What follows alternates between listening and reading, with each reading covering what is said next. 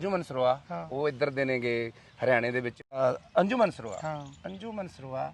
ਮੈਨੂੰ ਦੁਬਈ ਮਿਲਿਆ ਸੀ ਉਹਦੇ ਕੋਲੇ ਤਾਂ ਜਾ ਕੇ ਐਂ ਲੱਗਦਾ ਹੀ ਨਹੀਂ ਵੀ ਮੈਂ ਯਾਰ ਕਿਤੇ ਬਗਾਨੇ ਥਾਵੇਂ ਆਇਆ 16 ਦਰੀ ਬਣਾਈ ਹੋਈ ਆ ਉਹਨੇ ਸਪੈਸ਼ਲੀ ਉਹੀ ਰਜਾਈਆਂ 'ਚ ਬੜੇ ਚਿਰਾਂ ਬਾਅਦ ਅਸੀਂ ਉੱਥੇ ਉਹ ਵੀ ਰਜਾਈਆਂ ਲਈਆਂ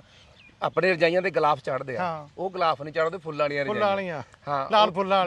ਵਾਲੀਆਂ ਰਜਾਈਆਂ ਤੇ ਉਹ ਫਿਰ ਸਾਨੂੰ ਉਹਨੇ ਸਾਰਾ ਖੇਤ ਵਿਖਾਇਆ ਤੜਕੇ ਨੂੰ ਸਾਰਾ ਪਿੰਡ ਮਿਲਣ ਆਇਆ ਜੀ ਉੱਥੇ ਮਹਿਫਲ ਲੱਗਦੀ ਸੀ ਤੇ ਆਪਣੇ ਕੋਲ ਤਾਂ 10-15-20 ਮਿੰਟ ਹੁੰਦੇ ਨੇ ਕਿਸੇ ਨਾਲ ਗੱਲ ਕਰਨ ਦੇ ਜਾਂ ਅਗਲੇ ਕੋਲੇ ਜਾਣ ਦੇ ਉਹ ਲੋਕ 11 ਵਜੇ ਵਿੱਚ 12 ਵਜੇ ਤੱਕ ਸਾਡੇ ਸਿਰਫ 2 ਬੋਲ ਸੁਣਨ ਦੇ ਮਾਰਦੇ ਬੈਠੇ ਜਿਹੜਾ ਅੰਜੁਮਨ ਸਰੋਆ ਉਹ ਪੂਰਾ ਤਕੜਾ ਲੈਣ ਲੋੜ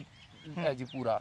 ਤੇ ਪੂਰੀ ਉਹਦੇ ਕੋਲੇ ਸਾਰੀ ਖੇਤੀ ਕਰਦਾ ਆਰਗੈਨਿਕ ਖੇਤੀ ਕਰਦਾ ਹੋਰ ਵੀ ਬਾਕਰ ਵਰਗੇ ਵੀ ਹੋਰ ਸਾਰੇ ਜਿੰਨੇ ਨੇ ਸਾਰੇ ਤਕੜੇ ਘਰਾਂ ਦੇ ਨੇ ਇਹਨਾਂ ਨੂੰ ਕੋਈ ਲੋੜ ਇਹਨਾਂ ਨੂੰ ਸਿਰਫ ਪਿਆਰ ਹੈ ਇਧਰੋਂ ਗਏ ਹੋਏ ਨੇ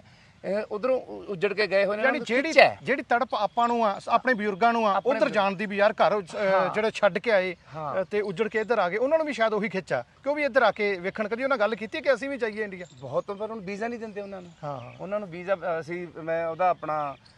ਨਾਸਿਰ ਭਾਈ ਦਾ ਵੀ ਬੜੀ ਵਾਰੀ ਵੀ ਉਹ ਕਰਿਆ ਵੀਜ਼ਾ ਅਪਲਾਈ ਕਰਿਆ ਉਹ ਦਿੰਦੇ ਨਹੀਂ ਉਹਨਾਂ ਨੂੰ ਚਲੋ ਇਹ ਸਰਕਾਰਾਂ ਦੇ ਐਂਡ ਤੇ ਯਾਰ ਉੱਥੇ ਤਾਂ ਜਿਹਦੇ ਮਰਜ਼ੀ ਕੋਲੇ ਚਲੇ ਜਾਈਏ ਕੋਈ ਕਹਿੰਦਾ ਮੈਂ ਗੁਰਦਾਸਪੁਰ ਦਾ ਕੋਈ ਕਹਿੰਦਾ ਮੈਂ ਹੁਸ਼ਿਆਰਪੁਰ ਦਾ ਮੇਰੇ ਦੇਸ਼ ਤੋਂ ਆਏ ਨੇ ਅੱਜ ਵੀ ਇੰਡੀਆ ਨੂੰ ਆਪਣਾ ਦੇਸ਼ ਮੰਨਦੇ ਆ ਇਹ ਨਫ਼ਰਤਾਂ ਕਰਨ ਵਾਲੇ ਨੇ ਤਾਂ ਆਪਦਾ ਨਫ਼ਰਤ ਦਾ ਬੀਜ ਬੁਗਣੇ ਆ ਆਪਣਾ ਕੰਮ ਹੈ ਪਿਆਰ ਵੰਡਣਾ ਮੁਹੱਬਤਾਂ ਵੰਡਣੀਆਂ ਹਨਾ ਉਹ ਲੋਕਾਂ ਨੂੰ ਕਿਸੇ ਚੀਜ਼ ਦਾ ਘਾਟਾ ਨਹੀਂ ਸਾਨੂੰ ਮੈਂ ਦੱਸਿਆ ਵੀ ਸਾਰੇ ਤਕੜੇ ਨੇ ਘਰੋਂ ਪੂਰੇ